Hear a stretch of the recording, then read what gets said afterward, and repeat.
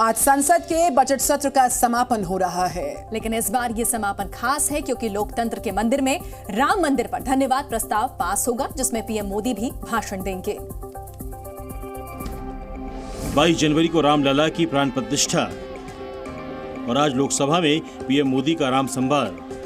Budget सत्र के आखिरी दिन आज संसद राममय होने जा रही है। संसद के दोनों सदनों में राम मंदिर पर धन्यवाद प्रस्ताव पास किया जाएगा। अयोध्या में बने भव्य एवं ऐतिहासिक राम मंदिर और रामलला की प्राण प्रतिष्ठा पर लोकतंत्र के मंदिर में चर्चा होगी। राम मंदिर बनाने के सपने को साकार करने के लिए सांसदों की तरफ से पीएम मोदी का अभिनंदन किया जाएगा।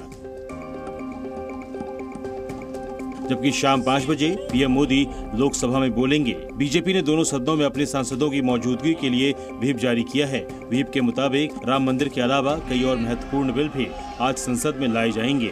राम मंदिर पर धन्यवाद प्रस्ताव के साथ ही आज लोकसभा में विदाई भाषण भी होगा, क्योंकि संसद का अगला सत्र नई सरकार के साथ शुरू होगा।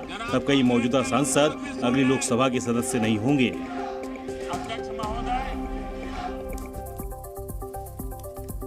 तो मोदी सरकार ने यूपीए सरकार के खिलाफ संसद में श्वेत पत्र पेश किया। वित्त मंत्री निर्मला सीतारमण ने आर्थिक मोर्चे से लेकर भ्रष्टाचार के मुद्दे पर मनमोहन सरकार को घेरा तो विपक्ष की तरफ से पलटवार हुआ। लोकसभा में शुक्रवार को मोदी सरकार के 10 साल वर्सेस मनमोहन सरकार के 10 साल की जंग दिखी। श्वेत पत्र पर जवाब देते हुए वित्त मंत्री निर्मला सीतारमण ने यूपीए सरकार के 10 सालों पर जमकर प्रहार किए। Total big ticket corruption, leave the small ones, big ticket corruption in their 10 years. Big ticket corruption on an average was one at least each year. Nirmala Sitharaman ने लोकसभा में बताया कि एनडीए सरकार के गठन के बाद से ही श्वेत पत्र लाने के लिए सुझाव आ रहे थे, लेकिन पीएम मोदी ने देश हित में तब श्वेत पत्र नहीं लाए थे। Even in 15-16, Honorable Prime Minister made a statement that there is a lot of suggestions coming that I should lay a white paper on the halat of the economy,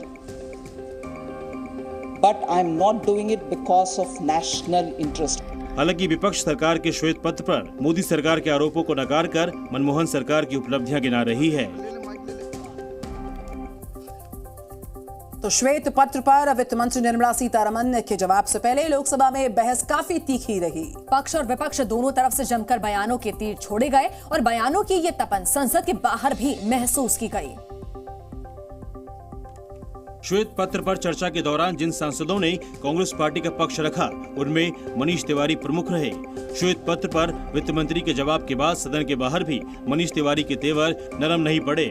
ये काला बुर्श है, ये श्वेत पत्र नहीं है और ये पूरी तरह से जो सरकार की नर्वसनेस है, क्योंकि जमीनी हकीकत और है, उसको दर्शाता है। वहीं अमरावती से निर्दलीय सांसद नवनीत राणा ने श्वेत पत्र के मुद्दे पर कांग्रेस को घेरा और पीएम मोदी की जमकर तारीफ की। जो देश में 50 वर्षों में उन्होंने क्या सत्यानाश किया और उसको कवर अप करके आगे बढ़ाने में मोदी जी का क्या योगदान है। तो दूसरी तरफ लोकसभा में असदुद्दीन ओवैसी ने श्वेत पत्र को शब्दों का आडंबर बताया और नोटबंदी से लेकर बुलडोजर तक का जिक्र कर दिया। व्हाइट पेपर सर मोर रिटरिक है देन सब्सटेंस। डिमोनेटाइजेशन की बात ही नहीं कर रहे। डिमोनेटाइजेशन तो बर्बाद कर दिया देश के गरीबों को, इसका जिक्र ही नहीं करेंगे। वो तो मास्टर स्ट्रोक था आपका। कल संसद से लेकर सड़क तक श्वेत पत्र पर संग्राम से सियासी तापमान काफी हाई रहा। तो लोकसभा चुनाव से पहले एनडीए का कुनबा बढ़ रहा है। राष्ट्रीय लोकदल बहुत ही जल्द बीजेपी के साथ मिलकर लोकसभा चुनाव लड़ सकती है। यूपी में बीजेपी और आरएलडी के बीच गठबंधन का फॉर्मूला लगभग तय हो गया है। शुक्रवार को केंद्र सरकार ने पूर्व प्रधानमंत्री चौधरी चरण सिंह को भारत रत्न देने का ऐलान किया। केंद्र के इस फैसले की जयंत ने जमकर तारीफ की है।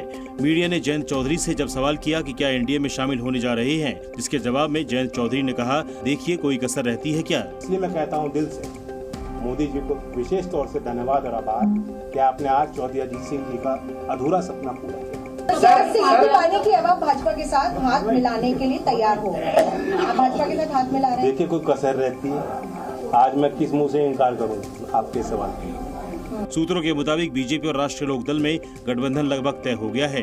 ऑलरेडी 2 लोकसभा सीटों पर चुनाव लड़ेगी। ये 2 सीटें बागपत और बिजनौर हो सकती हैं। वहीं बीजेपी जयंत चौधरी की पार्टी को 1 सीट राज्यसभा की दे सकती है। दोनों दलों के बीच गठबंधन का ऐलान 2 से 3 दिन में हो सकता है। Zee News।